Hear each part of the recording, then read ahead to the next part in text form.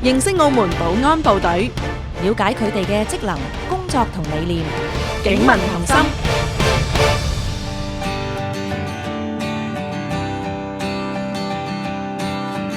Chris， 中秋佳節咧，星期日就到咯喎。你平時中秋中意玩啲乜嘢呢？中意同屋企人一齊玩啦，玩啲乜嘢？通常都係睇下電視啊，傾下偈啊咁樣。咁啊，以前細個都會玩燈籠嘅，咁啊，亦都會有玩過係膠嗰啲啦、電池嗰啲啦，亦都會有玩過就係要點蠟燭嘅咧，紙做嗰種啦，有唔同嘅顏色啦。咁而家啲小朋友都好開心啊，好幸福啊，佢哋有好多唔同嘅一啲玩具可以玩到啦。係啊，有音樂嘅或者係冇音樂嘅咁啊。咁啊，而家好多朋友會話食燈籠玩月餅咁就唔係咁。但係如果有時話玩燈籠嘅時候咧，可能會用一啲傳統式嘅，會點蠟燭上去啊，咁又或者係去到中秋佳節，可能會有時做一啲嘅祭祀嘅儀式都唔定嘅。咁喺呢一啲情況下呢，就要留意翻。留意啲乜嘢呢？好多嘅意外可能就會因為疏忽而造成啦，尤其是一啲嘅火種啦，可能亦都會係喺祭祀嘅儀式過程當中係留低一啲火種嘅話呢，亦都會造成一啲嘅意外，尤其是咧秋天啊嘛。係天氣乾燥嘅時候就有可能會容易造成火災咯。咁今日我哋警民同心請嚟嘅呢，就有司法警察局嘅代表張劍鋒 Sir 啦，以及係消防局嘅代表劉浩偉 Sir 嘅，歡迎兩位。鋒 Sir 同埋偉 Sir， 預祝你哋中秋節快樂！大家中秋節快樂！我係司法警察局張劍鋒。大家好啦，我係消防局副一等消防區長劉浩偉。就快臨近中秋佳節啦，咁首先喺度祝各位聽眾同埋全澳市民中秋佳節快樂，身體健康。歡迎晒兩位㗎，咁啊兩位都預先同我哋做咗一個祝福啦。咁今日咧請到兩位嚟咧，就係講關於咧係防火啦，同埋喺呢一啲節日上邊可能會有嘅一啲火災嘅情況。先問一問呢，就係中秋佳節呢，我哋好多時會常見嘅火警情況會有啲乜嘢嘅呢？以前呢，我哋可能會聽得多啲，就小朋友一啲年青人啦，可能唔係咁聽話喎，咁就玩煲蠟嘅咁。咁而家話會唔會都有呢一啲嘅情況，同埋會唔會嚴重嘅呢？關於中秋佳節啊，或者係日常生活中啦，咁火警數字或者多發性比較多嘅係乜嘢呢？咁其實主要都係一啲叫做煲窿嘢啦，不小心留下火種啦，即係可能燃燒緊一啲煙頭或者係雜物啊，燒緊嘅就抌咗去垃圾桶或者垃圾槽度，然後勾着咗，又或者係喺使用電力嘅時候咧，唔小心啊，即係唔注意嗰個電力安全啦，超咗個電力嗰個負荷而引起一啲火警嘅。咁呢啲都係我哋比較常見嘅火警嘅。咁根據消防局嘅統計資料咧，喺2015年1月至8月，全澳總共發生咗708宗嘅火警，比去年同期806宗咧就減少咗98宗。咁降幅咧其實係有12.16%，咁其實一個相對比較大嘅一個減低嚟嘅，全靠係各位市民一個防火意識係有提高度嘅，以及係做好咗日常嘅防火工作而得到嘅成果嘅。咁所以話咧，家居防火全民有責，警力有限，民力無窮。咁而就中秋佳節啦嘅火警情況咧，就好似之前咁講啦，由於近年咧市民嗰個防火意識有所提高噶啦。咁所以喺去年啦，同埋前年嘅中秋節嘅期間啦，即係其實我哋所講嘅期間，通常係講正日啦，同埋翌日嘅。咁其實我哋都冇接報一啲關於係煲蠟而引起嘅一啲火警。哦，即係而家就冇咩呢種情況㗎啦。係啦，近年係少咗嘅。咁但係仍然咧有部分咧係唔小心留低咗啲火種嘅。點解咧？因為居民咧喺正日嘅時候啊，按住傳統嘅習俗咧係會做節嘅。即係做節，除咗會擺好多食物啦、月餅啦，咁可能供奉祖先之外咧，亦都會燒一啲衣紙嘅。咁喺呢啲情況底下咧，有可能就唔小心處理個火種啦。喺個火種未完全熄嘅時候咧，就可能已經傾倒咗㗎啦。咁所以可能就會造成咗一啲咁嘅火警嘅原因嘅。咁但係咧好似之前咁講啦，咁其實居民喺呢一方面嘅意識咧，確實係我哋見到加強咗唔少嘅。點解咧？因為就好似啱啱過咗嗰個盂蘭節嗰個農曆7月期間啦，其實嗰個火警數字咧係減低咗嘅。咁今年咧成個農曆7月期間咧係有33宗因為燃燒冥鏹而引起嘅火警，相對於上年成個7月啦，即係農曆7月啦，係56宗嘅。咁其實係減少咗41%嘅。咁即係喺大家嘅意識上啦，都有特別注意一下，又或者係咧，好似早前啊，關於係盂蘭節嘅時候嘅一啲宣傳咁啦，都叫到大家去用一啲公共嘅燃燒冥鏹嘅器皿，咁可能咁樣咧就減少咗一啲零星發生嘅火警啊。係啊，同埋近呢幾年其實都有睇到好多嘅廣告啦，就喺中秋嘅之前啊，呢段期間咧都會講話啊，唔好煲蠟啊，點樣去注重翻個防火，由宣傳教育開始去做起，話大家個意識亦都會提高咗。咁提到啦，我哋頭先有講到話玩呢而家都興話復古翻一下嘅，話一啲紙燈籠啊、點蠟燭啊，或者係用一啲嘅兔仔嘅手紮嘅燈籠啦。咁但係有時咧，我都真係見過有人拖住呢個兔仔燈籠咧，拖下可能個地下凳啊，咁又跌咗支蠟燭就燒着咗個兔仔燈籠，咁啊冇咗。咁但係其實話玩呢一啲嘅紙燈籠啊，或者係會點呢啲蠟燭嘅情況下，有冇話一啲使用地點上嘅管制嘅呢？其實咁講啦，喺玩一啲叫傳統嘅燈籠咧，即係佢會用到一個叫蠟燭同埋紙紮品嘅。咁喺呢啲情況底下咧，咁就要注意翻嗰個明火嘅處理啦，或者係之後玩完之後嘅火種處理啦。因為喺中秋節正日啦，亦都會有一啲居民係會做節添㗎。咁其實都係一樣啦，都涉及到火種嘅處理嘅問題嘅。咁其實根據現時澳門嘅法例啦，咁其實喺一個叫做大廈裏邊嘅走火通道咧，係唔可以有涉及到如果當火警發生嘅時候咧，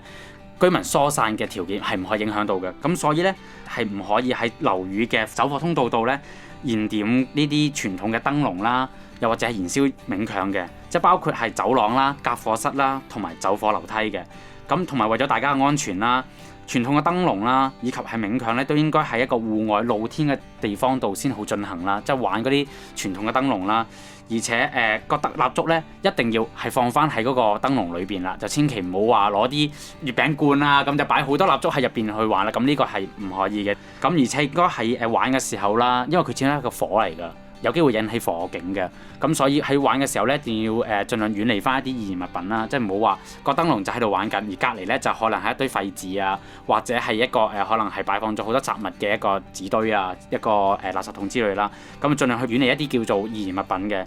咁同埋咧，如果係真係玩完咗之後啦，要將佢丟棄咧，亦都要確保嗰個火種完全熄滅先至好離開咯。咁喺度特別呢度強調啦，小朋友係要喺家長嘅陪同底下先至可以去玩一啲傳統嘅燃點呢個蠟燭嘅傳統燈籠啦，亦都要同小朋友講聲千祈唔好玩火同埋煲蠟，以免引起呢個火警，造成不必要嘅損失，甚至引起呢個悲劇嘅。咁所以頭先聽翻咧，有時咧喺一啲節日嘅時候都會見到大廈樓宇裡面啊，燒冥鏹會就咁放一個鐵桶喺個樓梯度，咁其實都唔可以咁做嘅。其實唔可以嘅。咁同埋咧就係頭先講到話玩燈籠，同埋中秋節咧，大家會諗到去燒烤啊，有時會賞月啊嘛，可以係啦賞月。咁有時咧就或者係去一啲公園嘅地方咧，有啲草地附近咁樣玩。咁其實都唔怕話唔可以攞一啲蠟燭啊或者燈籠去草地上面玩嘅。其實咁講啦，因為如果係玩一啲叫傳統嘅燈籠嘅話咧，咁當然大家自己手提增加呢個節氣氛當然冇問題啦。咁但係假如你係進行緊一個叫做煲蠟嘅行為嘅話咧，咁就可能違反咗澳門某啲法例㗎啦。咁相關嘅權限部門咧係會作出處罰嘅。所以就唔可以煲蠟㗎。咁但係咧真係講翻就好多人都會喺趁住中秋佳節咧都會去街啦，咁可能就會一齊賞月啊、野餐啊或者 BBQ 啊即係燒烤啊咁樣。所以其實你哋會唔會喺嗰個預防節日火災方面做啲乜嘢嘅準備嘅咧？其實會嘅，因為我哋針對咧唔同火災風險嘅時節咧係會做相應嘅處理嘅。咁包括啲咩比較傳統嘅火災風險時節咧？咁其實我哋一直都係有做緊嘅，就好似譬如年頭嘅農曆新年啦，之後嘅清明啦，再之後嘅盂蘭節，跟住好似而家嘅中秋節啦，下一個月就重陽節啦。咁跟住仲會到冬防嘅。咁其實每個時節咧都有佢嗰個引起火災嘅特性嘅，所以我哋會針對呢啲情況咧做重點嘅宣傳。就好似啱啱過咗個盂蘭節啦，係咗我哋消防人員啦，喺夜間嘅時候，喺市民祭祀最旺盛嘅時候啦，就會去到真係嗰啲地方啦，同啲市民講聲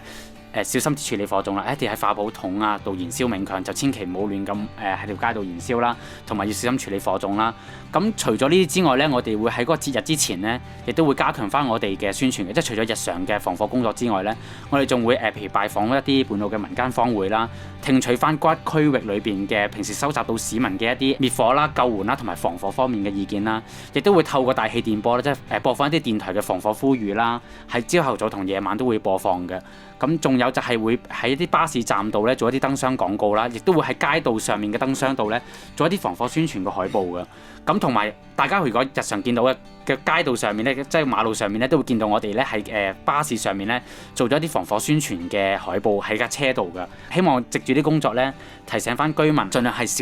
小心防火啦，同埋希望可以咁樣幫佢哋提高翻防火意識嘅。咁同埋我哋嘅人員咧都會喺人口比較稠密嘅地方啦，會派發宣傳單張，亦都會重點咁針對翻比較多發火警嘅地區進行呢一個防火宣傳嘅。亦都會透過坊會啦，佢哋可以幫到我哋咧，將呢啲防火信息咧帶翻俾該區嘅居民。佢哋好幫得手嘅，都會派出一啲義工咧，幫我哋一齊去派傳單添㗎。咁可以擴大咗嗰個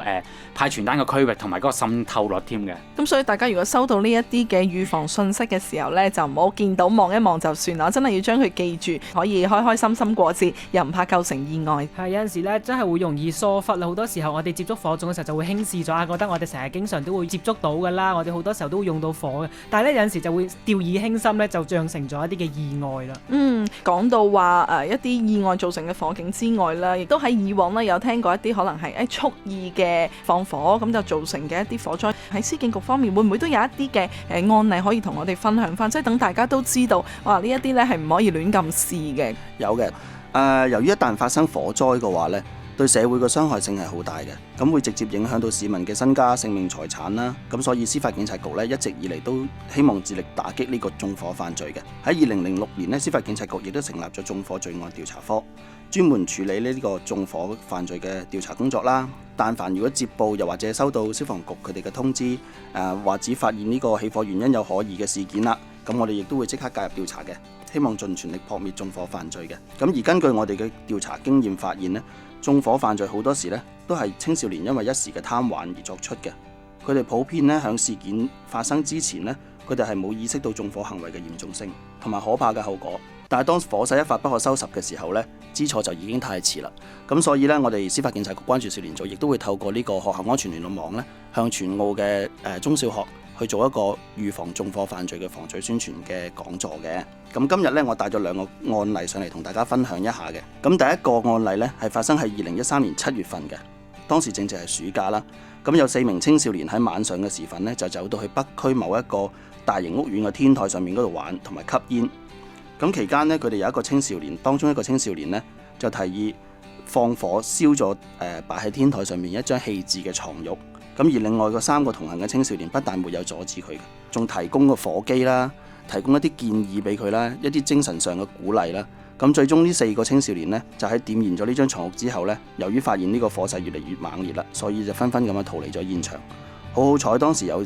大廈嘅住客發現咗呢件事，咁就及時將呢個火救熄咗，並未造成一個不可挽回嘅後果。雖然喺事件上邊呢係冇造成人命傷亡，又或者重大嘅財產損失，但係上述呢4個青少年嘅縱火嘅行為呢，確實係有可能會造成火災嘅，會威脅到市民嘅生命同埋財產安全。咁所以呢，根據澳門嘅刑法典呢，佢哋嘅行為已經係構成咗第264條，造成火警、爆炸及其他特別危險行為罪㗎啦，最高徒刑係會被判處10年嘅監禁嘅。咁即使玩火嘅時候係冇諗過會造成火警啦，但係根據呢個法例呢，行為即使係過失造成呢，行為人亦需要處8年嘅徒刑嘅。所以係要為自己嘅任何行為去負責㗎，同埋唔好諗到咧好似好小事咁啊！萬一真係一發不可收拾咧，唔單止會傷害到自己啊，亦都會影響人哋啊嘛。如果係因為縱火而引致到他人死亡，又或者身體完整性受嚴重傷害啦，例如曾經出現過生命嘅危險啦，出現咗永久性嘅傷殘啦，甚至毀容等等。咁根據同一法典第273條，因結果之加重情節呢，咁刑罰嘅最低同埋最高嘅限度，亦都會加重1/3嘅。咁如果有陣時係想銷毀一啲嘅廢物嘅，但可能佢處理得不當咁，佢冇諗到嘅，但係因為疏忽咗之後，哎呀，原來釀成咗火災喎。咁喺呢一個情況底下，又需唔需要負上一啲刑事嘅責任呢？又頭先提到啦，第264條佢嘅第2款情節呢，係如果過失嘅話，亦都需要處8年徒刑。咁就代表住呢，行為人如果係燒一啲垃圾嘅時候，佢應該要意識到佢所處嘅地點係一個點樣嘅地方啦。咁嚟緊第2個案例呢，我就會同大家講一講呢種嘅情況。呢個案例係發生喺2014年嘅3月份嘅。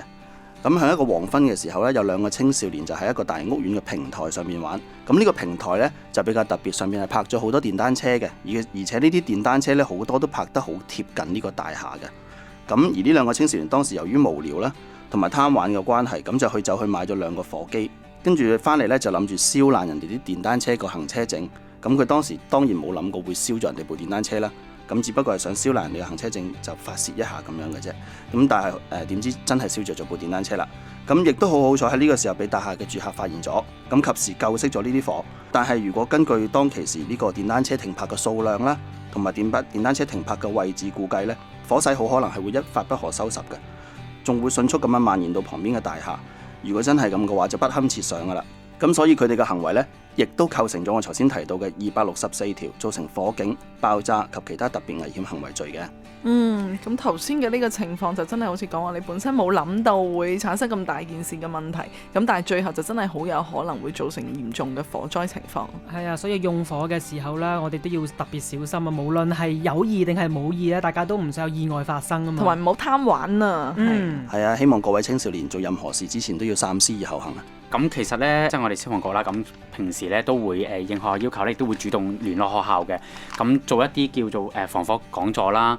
咁除咗學校之外，亦都會同啲青年團體做防火講座嘅。咁其實喺講座裏邊呢，除咗我哋會同佢宣傳一啲一般嘅防火安全嘅知識之外呢，講座期間呢都會強調係唔可以玩火，以及呢，假如你係玩火嘅話，你要承擔翻火災發生咗之後嘅風險同埋後果嘅。咁有關於即係嚟緊嘅中秋節啦，咁大家都會希望有一個開心嘅節日啦，玩得開心又盡興啦。咁其實喺消防局同埋喺司警方面呢，有冇啲乜嘢嘅建議都可以俾翻我哋嘅聽眾呢？喺玩嘅時候點樣注意翻個安全呢？不如消防局方面阿偉 Sir 先啦，好嘛？好啊，咁喺玩一啲傳統燈籠嘅時候啦，就應該喺露天同埋空曠嘅地方進行。咁蠟燭要放喺呢一個燈籠裏邊燃點啦，而且係要遠離一啲易燃物品嘅，而且呢一個燈籠係唔可以隨便棄置啦，要將佢個火種完全係要處理好，即係熄滅咗先至好傾倒同埋離開嘅，以防止呢個火警發生。小朋友應該喺家長陪同底下呢，先至可以玩呢一啲燃點蠟燭嘅燈籠啦，